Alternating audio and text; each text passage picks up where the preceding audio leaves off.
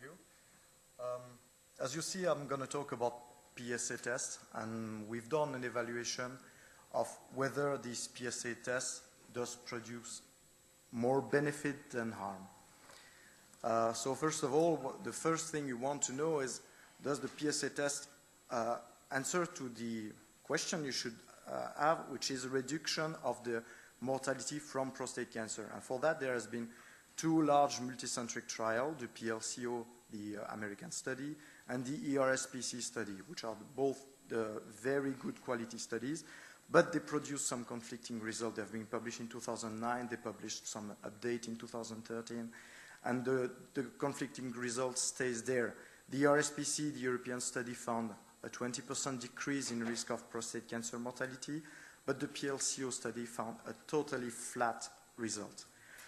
Both have several qualities and some weakness, but we cannot really answer from that which one is the correct. We don't know, so we have to live with that, and I really doubt that there will be some additional new trial to answer to this question.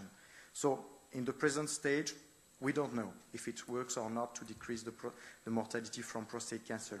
But what is going on in practice? This is the situation that we have in France.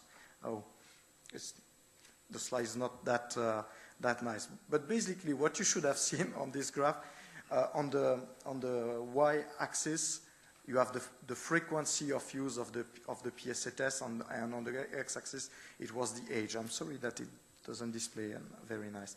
But basically, what we saw in France from the data from the national insurance is that a large proportion of men are using the PSA test regularly. In our analysis, we found that for a man aged 65 years of age, more than 80% of them will have received a PSA test during a period of 3 years. So it means that we are in a situation already of generalized screening. Even though if it's not organized, people are using that regularly.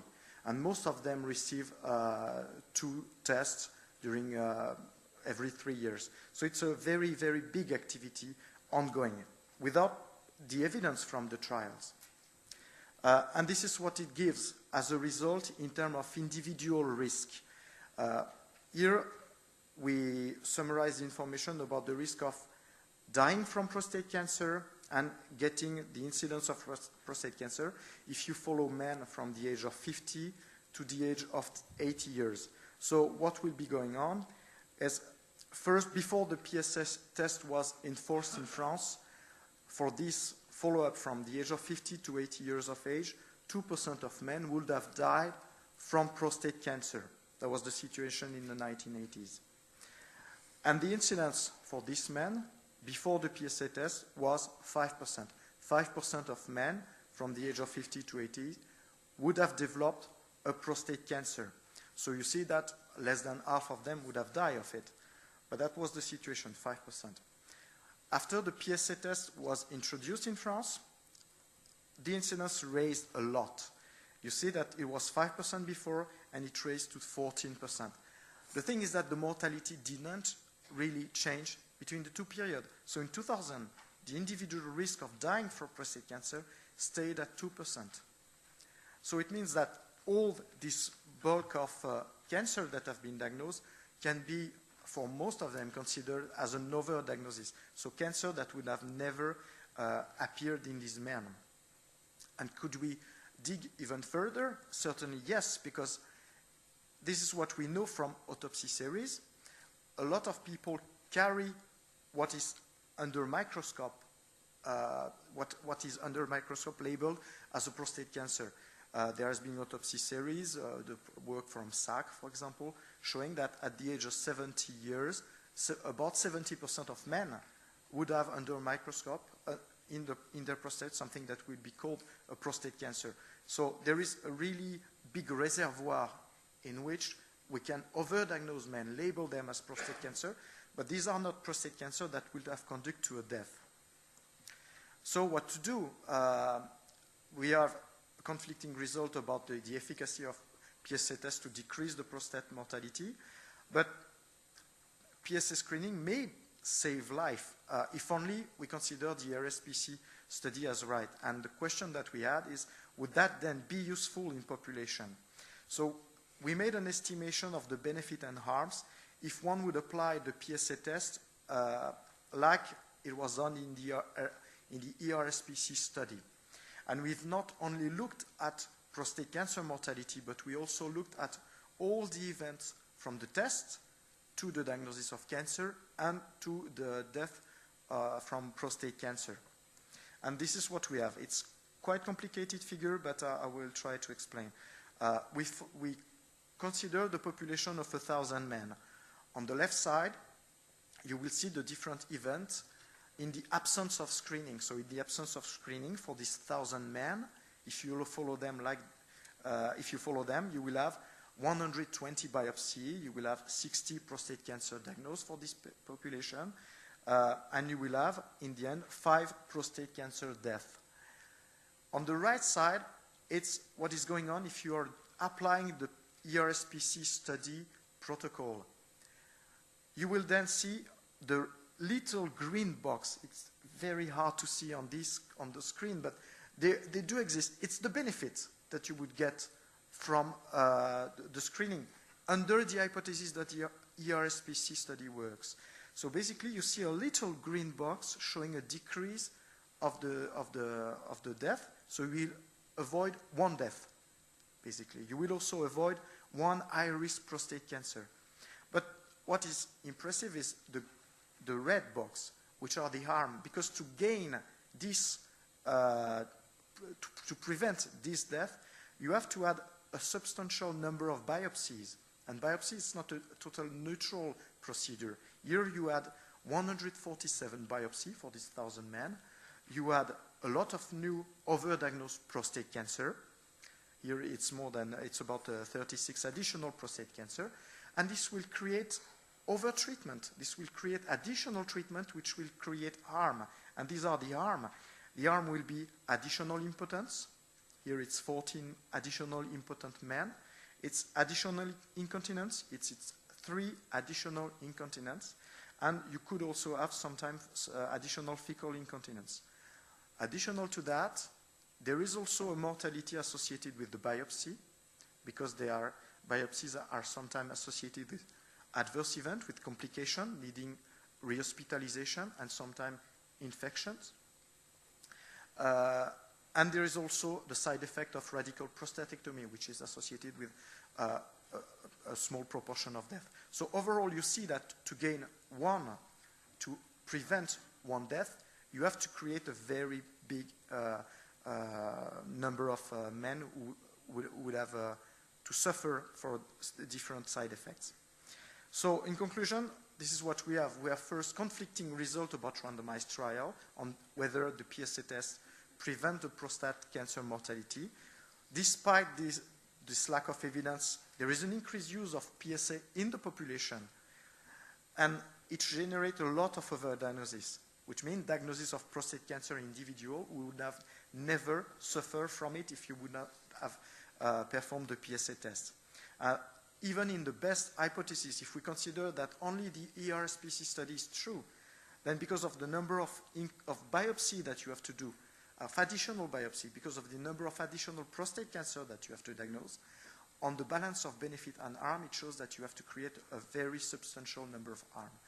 And to conclude, I will just mention that in May 2013, you should have noticed that the American Urological Association, which really strongly defended the PSA screening test until very recently, they totally changed their recommendation about PSA screening, especially because of this side effect and the absence of evidence of clear evidence of the impact. And they then decided to stop recommending routine PSA tests. Thank you for your attention. Thank you very much. You mentioned incompetence and impotence, but you're talking about after surgery. You're not talking about the biopsy, right? After surgery. After yes. surgery. Yes. Okay, just to be clear. Yes. Okay. Can I open the floor to questions? Yes? You know, I always find these studies quite confusing because they're about populations, not people. Can you, Alice Goodman with ASCO Post. Thank you. First of all, this is looking at whether or not to publicly fund PSA screening. Partly. But for the individual man who's asymptomatic and has a very low PSA and gets a doubling of PSA and has high-risk prostate cancer after surgery, it's not helpful. Do you know what I'm saying? I think this is just more about recommendations for what insurance should pay for than rather whether an individual man should go for prostate cancer screening after a certain age. No, Would you like to answer that? Yeah. No, it's absolutely not that. It's not aimed at providing some evidence for insurance company or anything like that. It's about showing that even if we consider that the PSA test can prevent maybe one death, you will have to additional, for healthy men who would not have suffered from anything, would have not developed any symptom, you will have to create an additional burden. You will have to create some incontinence, and you will put them at risk for dying for some procedure. Because, for example, let's take the biopsy. Biopsy, to prevent one death here in the best hypothesis, you will have to create for 147 men who would not have suffered from anything. You will have to do the biopsy for them. For some of them, you will have some further hospitalization for adverse event. But basically, at the beginning, they were not asking for anything. And they might risk, there is a little risk of dying from the biopsy following these adverse events. The radical prostatectomy, it's also not something, when you have been diagnosed for prostate cancer, you see that to prevent a death, you have to add about 36 additional prostate cancer. So you put a label to 36 people who would not have suffered from anything of cancer. So at an individual level, they might feel, oh, that's very nice, I've been diagnosed thanks to the PSA test. But without the PSA test, they would not have been diagnosed, they would not have to suffer from a radical prostatectomy, and the PSA test would not have any impact. The thing is that the ultimate aim point, even at an individual level, is to prevent the death. So at an individual level, you want to know if the PSA test will really prevent the death. And for the moment, we have two trials. One is telling it doesn't change anything. Should you do a PSA test or not? And at an individual level, there is the other one that says maybe you will prevent something, but you have to generate a lot of burden. It still doesn't answer the individual question to me, but your results are your results. Perhaps you would like to answer or elaborate more about the men over 70, and perhaps some suggestions about men at high risk, such as those with family history or Afro-American men. Perhaps we could help with. That's a quite different situation, because here, the use of, here what I'm talking about is the massive use of PSA test in population, which is not something that should be, in my opinion, done, because it shows that it's not helpful. But for people with an individual risk, well established, family history, and other kind of risk, maybe the PSA test is helpful for the follow-up of these people, but not as a diagnostic test itself, not as the only sole diagnostic test that should trigger the biopsy and that will trigger the surgery later on. And there is also the digital rectal examination that also works quite well. And that's a question of follow-up of individual high-risk people. But what I'm mentioning here, my focus in this work was about what should we do that for healthy men? Because in France, that's the situation. We have some healthy men coming here, and they will receive a prescription for a PSA.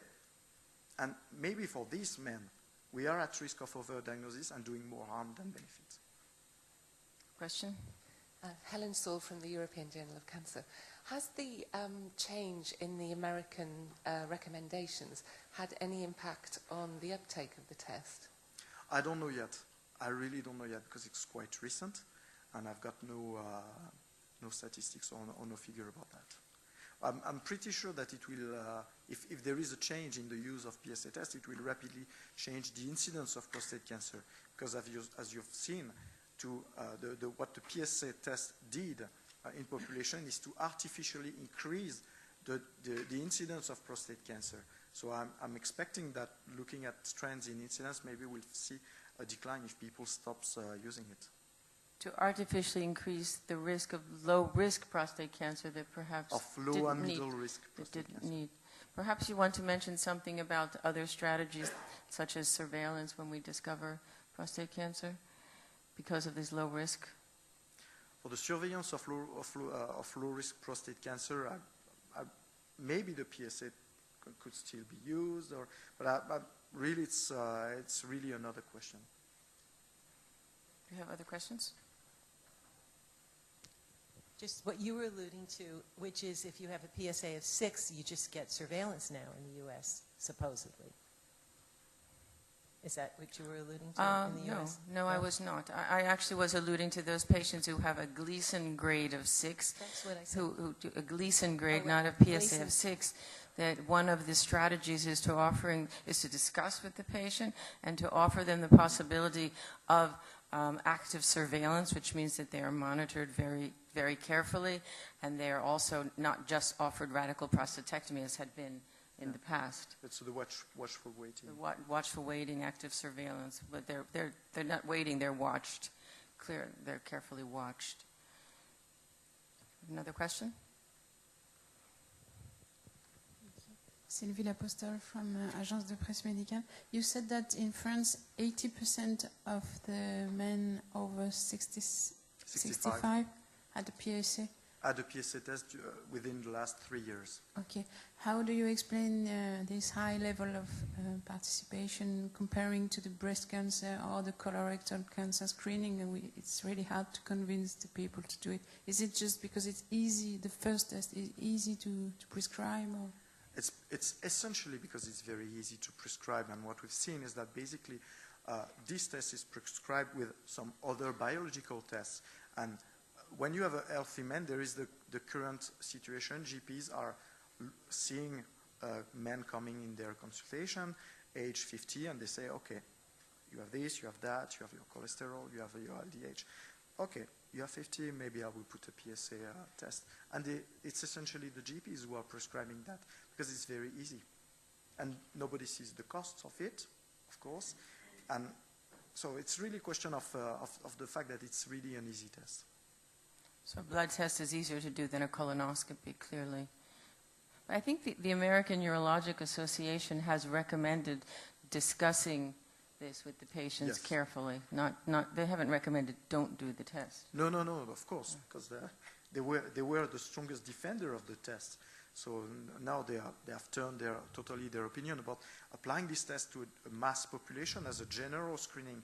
But now they are recommending the discussion. I'm not sure that it will be totally efficient to change the attitude, especially in France, of having the GPs just putting an additional sentence about that. Question in the front row? You're first, please. I'm sorry. Helen from EJC again. Is France unusual in this level of uptake compared to other European countries? I don't know. I don't have very good statistics about the other countries, but I'm pretty sure that in several countries you will arrive to about the same magnitude of using of PSA tests, especially because the incidence has increased a lot in several countries, the same way as in France. But it's very hard to get access to this data because you need to have access to the all insurance data. Professor Fitzpatrick from the Irish Cancer Centre, do you have any data on this from other countries in Europe? Yeah. In fact, he's an eminent urologist from the Irish Cancer Centre. Thank you. No, in fact, Mathieu is right in many ways, except that it does vary from country to country, and I'm thinking of the United Kingdom, where it's not recommended that there should be general screening, and so in fact, the level of PSA testing in the United Kingdom is very, very low compared to that. And I think what Mathieu has been saying also is that what you don't want to happen is for just this general screening of absolutely everybody. Everybody gets tested, even people who have comorbidities that would actually prevent them from having curative treatment anyway. And I think that's really one of the big points that has come from your talk.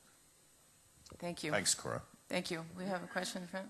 Isabelle Catala from Medscape France. Do you think that tests should be only prescribed by urologists, not GPs in France? I really don't know if it's the best way to do. I really don't know.